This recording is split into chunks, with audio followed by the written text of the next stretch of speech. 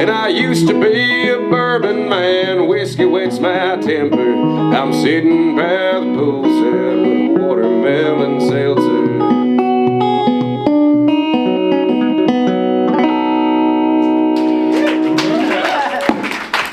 Thank you very much. Brady Heck, Hey, it's damn good to meet you. yeah, nice to meet you. Give us, Brady, give us your quick Virginia story. Where were you born? You know, what's the path to where you are now? Who helped you out along the way? Okay, so I was born actually in Williamsburg and grew up in Lightfoot, so like just outside. I was there my entire life. My family, a lot of my family's from Richmond area. I graduated high school, stuck around my hometown until I was about 21, and everybody moved away. I moved to Richmond and started playing in bands and starting bands, and I've done that now for the last 10 years. Playing a band called Holy Roller. Yeah, I know them, love them. Thank you. But so with Holy Roller, it's like that was just a lot of hard work, and then I'm super fortunate that band has gotten to a place now where, I mean, we're doing big festivals with big names, and you know, we've got a lot of people that are rooting for us and helping us get things going. Yeah. I mean, Seeing by the size of the artists you're supporting, just like your growth, climbing your way to that point, it's pretty inspiring. it's crazy. I mean, honestly, sometimes it's like, I feel like we all kind of get in a headspace with this stuff where it's like, what am I doing? Yeah. Why am I doing Like it? every day.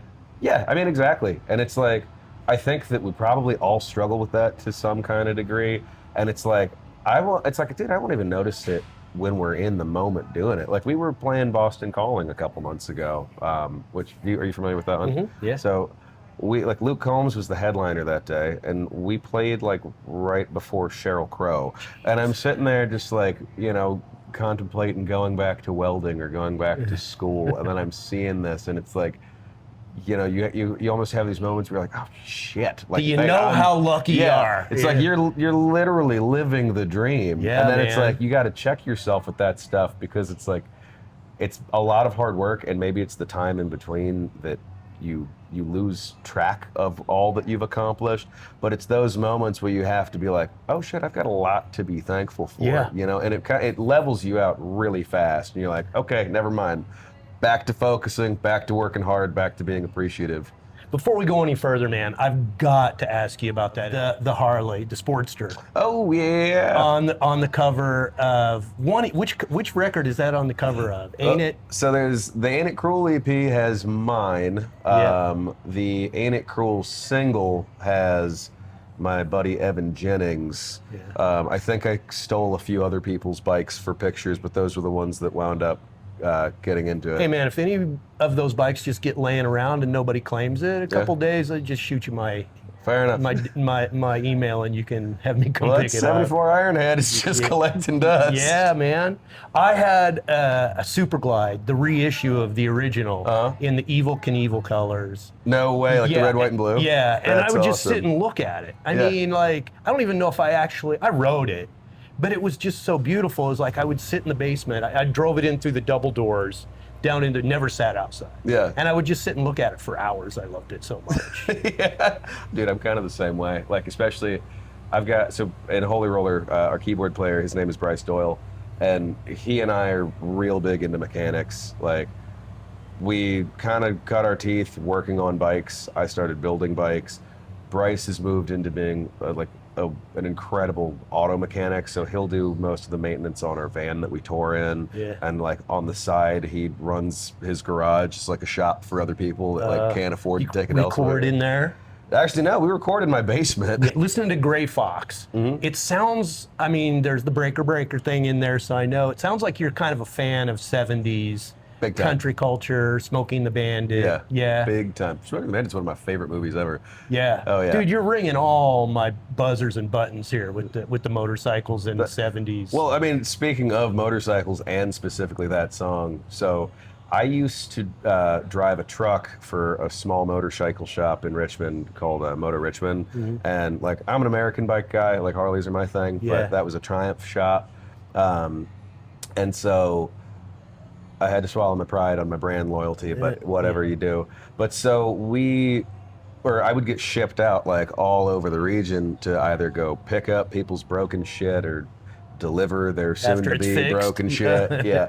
But the thing is, the van that I was in didn't have a radio, and it's just an old Sprinter van with nothing in it. So it's like it was loud as shit. Like going down the highway, it would like shit would bang around. Like you'd have the ramps that would like crash in the back. Like it was pretty horrible. But because it didn't have radio or any way of like listening to music, like I would pass the time by just like singing songs to myself. Yeah. And I wrote that song in the van, I think driving to Philadelphia to go pick something up for somebody. Awesome. Yeah. That's Because I mean, so you're on cool. the highway and it's Yeah, just like you're looking at all the like, truckers. Oh, truck. You're in a kind of truck. Well, that's the thing. Eventually you just start feeling like you're one of them, right? Yeah, exactly. Do you have a CB radio? You know, I don't. But I'm gonna actually, get one. You want to get one? We could get one and talk to each other if you're ever close. I've got connection to motorcycle with anything we can talk about. So that 74 Ironhead that I showed you the picture of. So I don't know, you can't see it from the picture, but there's a gap that I intentionally left between the seat and the frame so I could fit a CB in it. You did? Yeah. There's like a gap there so I could fit a small CB, and I wanted the mic to run up and clip onto the handlebar. Dude, I'm old enough to where I was in high school when that craze hit. Yeah. Of course I had one. My handle was Spitfire. Hell yeah. Yeah, and I'm gonna do that again. I'm gonna be Spitfire again. Do it. I don't know if anybody's on them, but I'm getting one. I love how they look on top of your roof with the cord coming down in, and then you tuck it. Yeah. I've got a buddy who just got all of his like ham certifications, and so he's like a real CB like nut. But sometimes we'll sit around and drink beers and just turn on the radio and see who's out there being weird. Yeah. And I mean, they're out there. I mean, you can make the argument it was the original social media. Oh, you could, yeah. I mean, there's all kinds of things that were the original social media, but that was one of them. Well, I mean, that was a way to interact with complete strangers that you might never see. Yeah. That makes it so, and playing a role. Yeah. Coming up with a name for yourself and being something. Yeah. We're gonna get you in Charlottesville in November for Will's. You're opening for Will, right? Yeah, we're doing a run together. Yeah. Oh, that's right. You're doing his whole. So it's not my solo project. But Holy it's Roller Holy is. Roller. Yeah. Yeah, but we'll be on the road with Will. Yeah. Yeah. So great talking to you, man. You